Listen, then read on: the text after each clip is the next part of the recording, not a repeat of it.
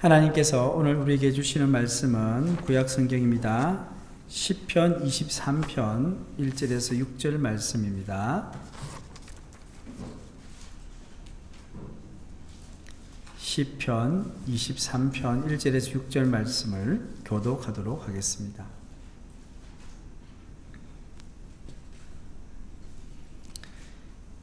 여호와는 나의 목자시니 내게 부족함이 없으리로다.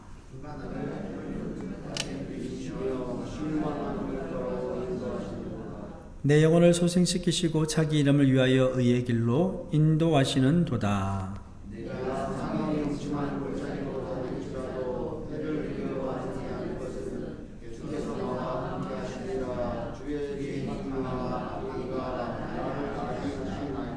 주께서 내 원수의 목전에서 내게 상을 차려주시고 기름을 내 머리에 부으셨으니 내 잔이 넘치나이다.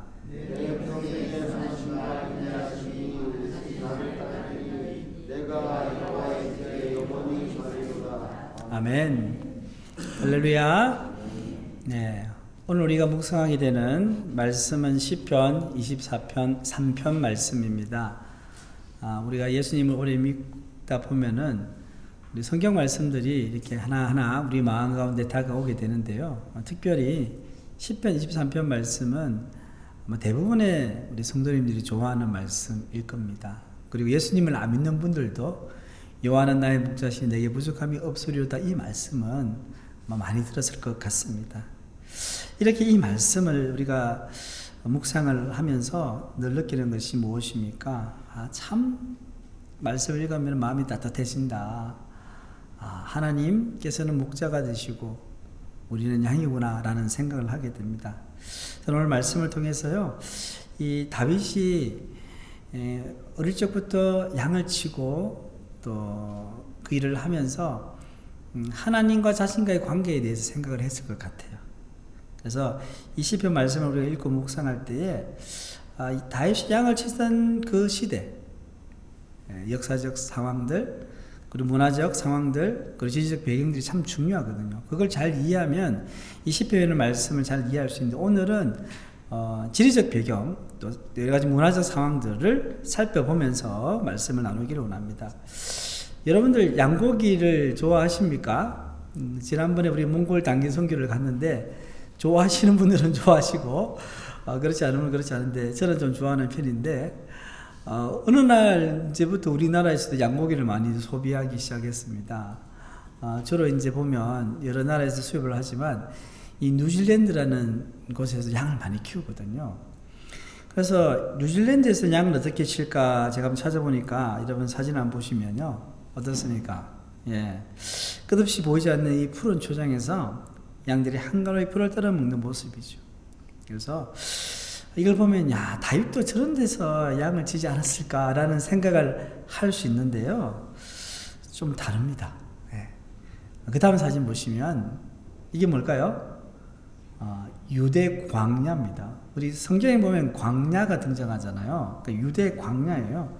그러니까 주로 성경에 나오는 이제 다윗도 그렇고 양을 친다는 것은 이런 이제 지리적인 상황 가운데서 양을 칩니다. 이 유대 광야는요, 보시면 아시겠지만 돌과 바위가 많고 농사를 지을 수가 없어요. 골짜기도 많고 지형이 험해서 사람들도 다니기 힘들고 양치기도 매우 힘든 곳입니다. 자, 본문 2절 말씀 보시면요, 같이 읽겠습니다. 그가 나를 푸른 풀밭에 누이시며 실만한 물가로 인도하시는도다. 이런 유대 광야에서 양을 치니까 이 말씀이 무슨 말씀인지 이제 조금 이해가 되실 거예요. 푸른 풀밭에 누이시며 실만한 물가. 푸른 풀밭이 없는데 실만한 물가가 어디 있을까? 한번 봅시다. 그러니까 이 뉴질랜드와 같은 이런 초장이 아니에요. 자, 그 다음 그림 보시면 어떻습니까? 너무 다르죠, 그죠? 광야에서 이 뉴질랜드에 사는 양들에 비하니까 너무 이 유대 광야에서 사는 양들은 불쌍해 보이지 않습니까? 풀도 별로 없는 것 같고요. 그래서 이런 척박한 광야에서 푸른 풀밭과 실만한 물가를 찾는 것, 이게 목자에게 가장 중요한 일입니다. 그러니까 다윗은 이런 광야에서 양을 치면서 양들을 푸른 풀밭과 실만한 물가로 인도하기 위해서 많은 수고를 아끼지 않았습니다. 여러분, 이스라엘 기후가 어떤지 아십니까? 건기와 우기가 분명히 나눠져 있습니다. 자, 비가 오지 않는 6개월의 건기는요, 광야가 어떠냐면 회색빛으로 다 타들어가는 거예요. 푸른 녹색의 잎들이 보이지 않습니다. 그러다가 이제 10월쯤 되면요, 중동 지역은 10월 달부터 뭐냐면 우기가 들어가는 거예요.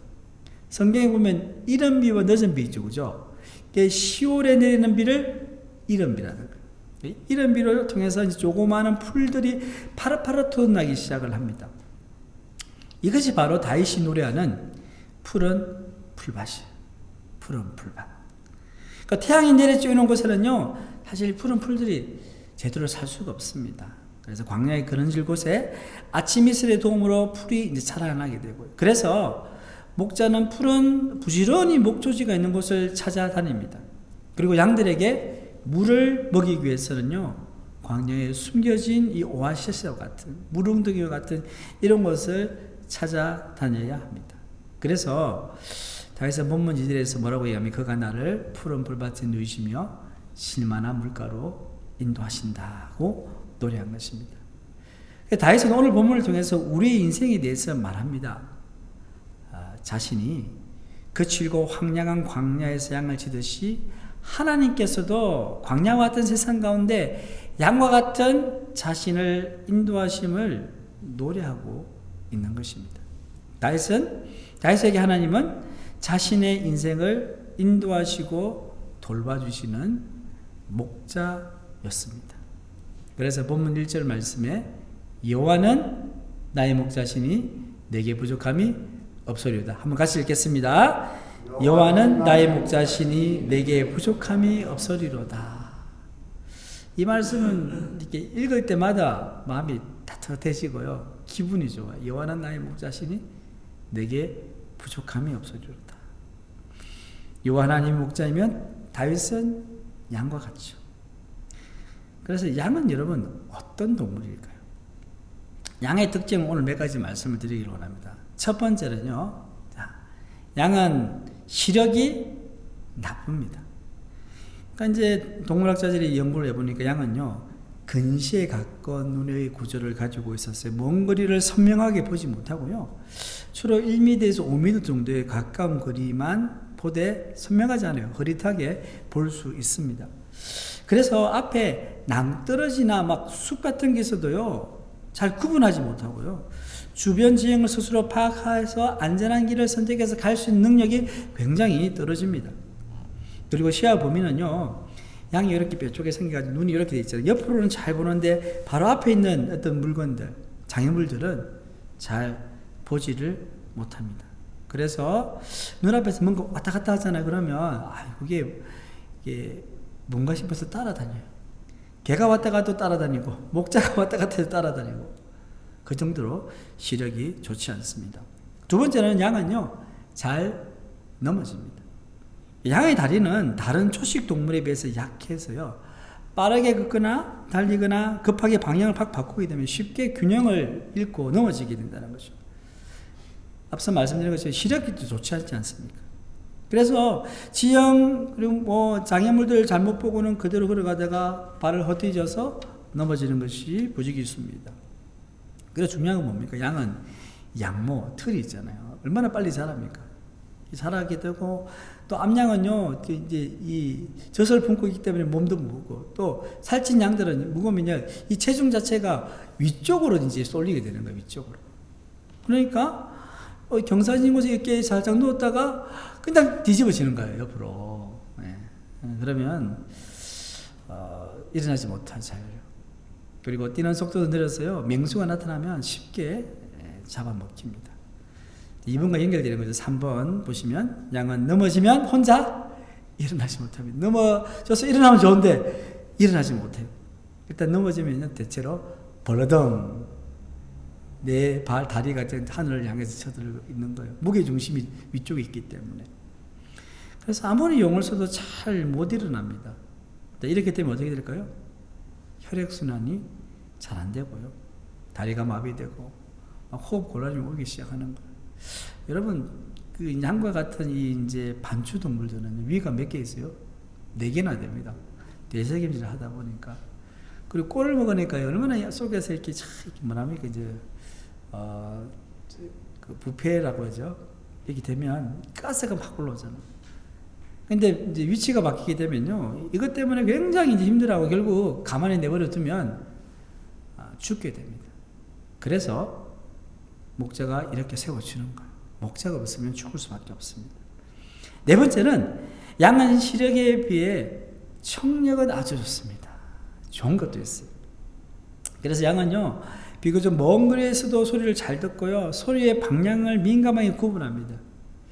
특히 익숙한 목자의 음성과 낯선 사람의 음성을 구분합니다. 소리 패턴을 기억하고 반응하는 능력이 있다고 합니다. 그래서 양은 목자의 음성을 듣고 인도함을 받을 수 있는 거예요. 마지막은요, 양은요, 고집이 세고 훈련이 어렵다고 합니다. 일반적으로 양은 어떻습니까? 온순한 동물이죠. 그런 이야기 들으셨죠? 양이 이제 도살을 당하게 되면 칼이 들어가도 양은 소리를 안 낸대요. 돼지는 어때요?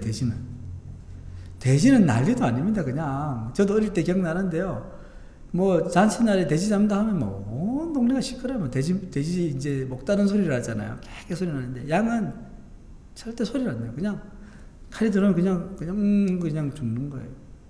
근데 온순해 보이는데 실제로는요, 고집이 세고 훈련이 어렵다고 합니다. 그리고 특히 양을 있잖아요, 뭐 이 개처럼 이제 목줄을 해가지고 이렇게 다니면요, 그게 너무 스트레스 받아가지고 그냥 죽어버린대요. 그리고 뭐 서커스 공연을 하려고 이렇게 이제 훈련을 시키는데 양은 훈련이 안 된대요. 자기 마음대로 하는 거예요. 고집이 있다는 거죠. 자, 이 모든 양의 특징을 가만히 볼 때요, 사실 광야에 사는 양은 목자가 없으면 하루도 제대로 살 수가 없는 거예요. 이렇게 좀 좋지 못한 조건을 가지고 있으면 착하고 목자의 말만 잘 들어 좋겠는데 그것도 안 해요. 막 자기 고집대로 사는 거예요. 다윗은 이 광야에서 양을 치면서 아주 중요한 교훈을 깨닫게 됩니다. 아까도 말씀드렸지만 인생은 광야 같고 하나님 나의 목자가 되시고 나는 그분의 양이다 합니다. 그래서 다윗은 광야와 같은 인생을 살면서 목자 되시는 하나님이 없이는 단 하루도 살 수 없음을 깨달았습니다. 그래서 본문 1절에 보시면 여호와는 나의 목자시니 내게 부족함이 없으리라 라고 고백한 거예요. 우리는 이 고백을 많이 듣고 하다 보니까 너무 당연하게 받아들이잖아요. 이게 다윗이 평생을 왕이 되기 전까지 목축을 하면서 양을 키우면서 얻게 된 진리인 거예요. 여호와는 나의 목자시니 내게 부족함이 없으리로다. 여러분, 부족함이 없다는 것이 뭘까요? 모든 것을 다 가져서 부족함이 없다는 의미일까요? 아닙니다. 이것은요, 다른 말로 하면 여호와 하나님 한 분만으로 만족하겠다는 거예요. 여러분 아까 보셨잖아요. 광야가 뉴질랜드 그런 초원이 아니고 이 광야에 나는 그 푸른 초장 찾아다녀야 돼요. 물도 그렇고요. 모든 환경들이 진짜 어려워요. 근데 어떻게 다윗이 여호와는 나의 목자신 내게 부족함이 없으리로다. 모든 것이 있어서가 아니라 여호와 하나님 한 분만으로 내가 만족합니다 라고 고백하는 것입니다. 그러면 광야 같은 인생을 살아갈 때 가장 중요한 것이 뭡니까? 근데 광야에 그냥 머무는 게 아니잖아요. 광야를 통과해서 가나안 땅으로 가는 것입니다. 세상에 많은 사람들은요, 광야를 통과한다고 생각을 안 해요. 세상에 많은 사람들은 인생을 높은 산을 오르는 것처럼 살아갑니다. 실제로 광야를 살아가는데 서로 다른 사람들보다 더 높이 오르기 위해서 경쟁하고 때론 다른 사람을 밟고 올라갑니다. 그리고 오르고 오르다가 지쳐 쓰러지는 사람들이 부지기수로 생깁니다. 그 세상 사람들은 그들을 뭐라고 합니까? 낙오자다, 실패자라고 이야기합니다. 소수의 사람들이 정상에 올라가서 부귀영화를 누리지만요, 그곳에서 참된 평안과 안식을 누리지 못합니다. 왜냐하면 만족을 모르는 탐욕과 욕망이 사람들 더 큰 불안과 두려움의 감옥으로 몰아넣기 때문에 그렇습니다. 성도 여러분, 높은 곳을 오르기 위해 살아가는 사람은 결코 여호와 하나님 한 분만으로 만족할 수가 없는 거예요. 우리가 예수님을 믿는다고 하지만요, 하나님 말고 다른 데 이상을 두면요 만족이 없는 거예요. 그럼 어떻게 해야 여호와 하나님 한 분만으로 만족할 수 있을까요? 첫 번째는요, 자신이 광야를 지나고 있음을 인식하는 것이 중요합니다. 내가 지금 광야와 같은 세상을 살아가고 있고 이 광야를 지나서 가나안 땅으로 가야 된다는 이 사실을 확실히 알고 있어요. 광야에서 무슨 호화스러운 집을 짓고 살겠습니까? 지금도 중동에 가보면요, 광야와 사막에서 유목 생활을 하는 베두인들이 있어요. 베두인들 들어보셨어요? 베두인들? 예, 베두인들은요, 지금 중동에 가도 있어요. 이 베두인이라는 어원이 뭐냐면요, 이 광야 사막이라는 이 아랍어에서 나왔는데요. 이 광야와 사막이라는 아랍어가 뭐냐면 바디아예요. 바디아. 베두인이라는 이 말은 뭐냐면 문자 그대로 해석을 하면 광야에 사는 사람들, 사막에 사는 사람들이 베두인이에요. 그들은요, 유목 집단으로 전통적으로 낙타, 양, 소 등을 몰면서 물과 풀을 따라 이동하는 삶을 살았어요. 마치 지금 이스라엘 백성들이 가나안 땅에 정착하기 전에 살았던 것처럼 그렇게 살았던 거예요. 그래서 그들은 한 곳에 머물 수 없기 때문에요, 장막을 치고 살아갑니다. 그리스도인들도 사실 영적으로 보면 어떻습니까? 광야와 같은 인생을 살아가는 거예요. 성경에 보면 이 장막이라는 표현이 나오거든요. 그 장막을 치고 살아가는 거예요. 임시 거처라는 거죠. 그래서 우리가 살아가는 이 땅은요, 영원한 거처가 될 수가 없는 것입니다. 우리는 그것을 알아야 됩니다. 그래야지 이 세상의 재물, 명예, 안락함 등에 집착하지 않고요, 영원한 본향인 하나님 나라를 소망할 수 있게 되는 것입니다. 또한 광야는 어떤 곳입니까? 광야는요, 메마르고 위험하며 생존 자체가 매우 어려운 곳입니다. 우리 인생도 어떻습니까? 때로는 어려운 시련들이 찾아옵니다. 그럴 때 어떻게 합니까? 자신의 힘과 자신의 지혜, 자신의 소유를 의지하는 것이 아니라 목자 되시는 여호와 하나님을 의지하는 것입니다. 우리 인생이 광야라는 것은 뭘 이야기합니까? 기본적으로 힘들고 어려운 거. 그렇기 때문에 목자 되시는 하나님이 필요한 것입니다. 두 번째로, 하나님 한 분만으로 만족하는 삶을 살기 위해서는요, 하나님 없이는 살 수 없다는 절박함이 있어야 합니다.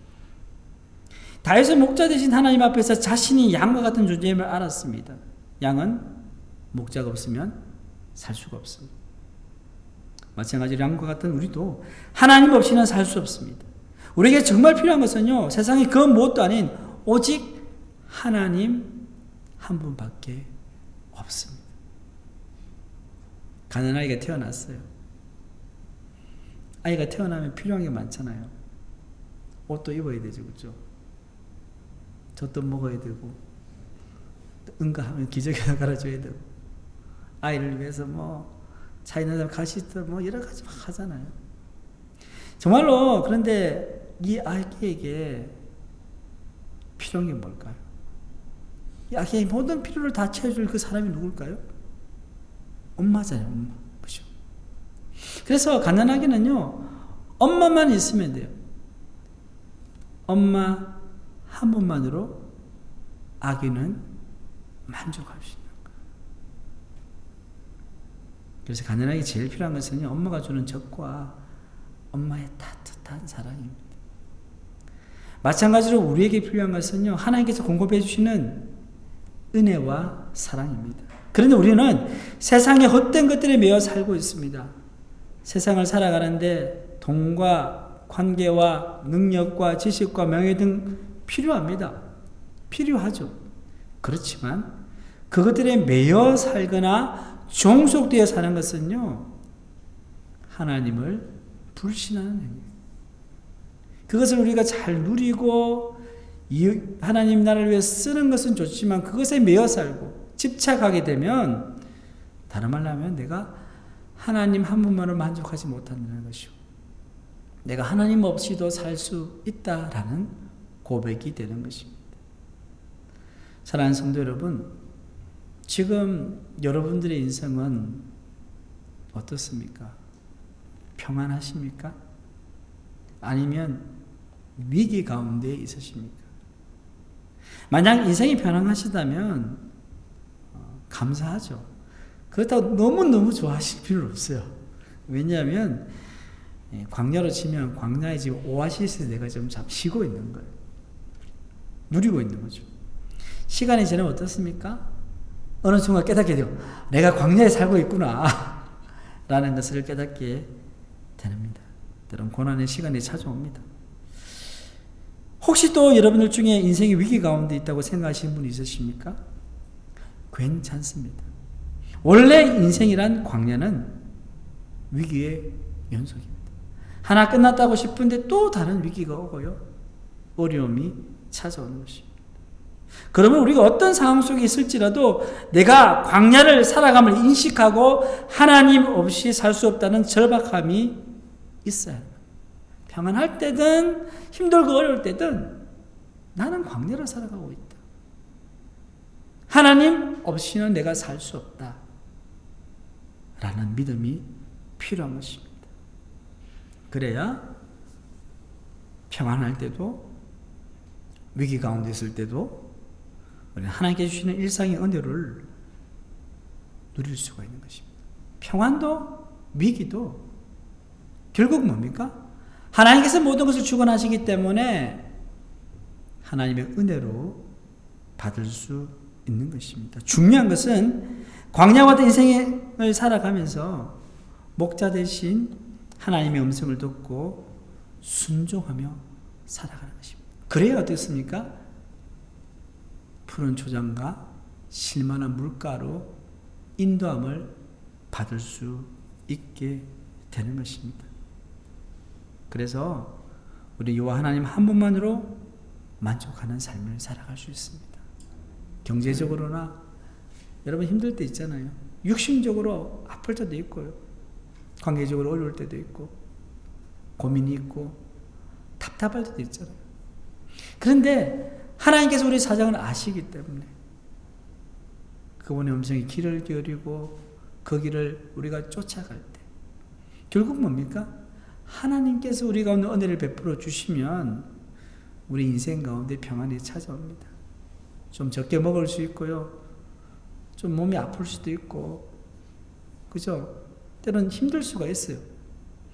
하나님이 내 편 되어 주시고 내 인생을 이끌어 주신다는 믿음이 있다면 어떠한 상황 가운데서도 만족하는 삶을 살 수 있을 것입니다. 그런 은혜가 오늘 이 자리에 계신 모든 성도님들 가운데 있기를 주님의 이름으로 축원합니다. 하나님 아버지, 오늘 말씀을 통하여서 우리의 모습을 돌아보게 하시고 여호와 하나님이 우리의 목자 되심을, 또 우리가 이 광야 같은 세상을 살아가고 있음을 다시 깨닫게 해주시니 감사합니다. 하나님, 세상의 권력도 명예도 부도 결국은 우리를 만족케 할 수 없음을 고백합니다. 어떤 삶의 상황 가운데서도 오직 여호와 하나님 한 분만으로 만족하는 삶을 살아갈 수 있도록 도와주시옵소서. 이 모든 말씀 우리 주 예수님의 이름으로 기도드립니다. 아멘.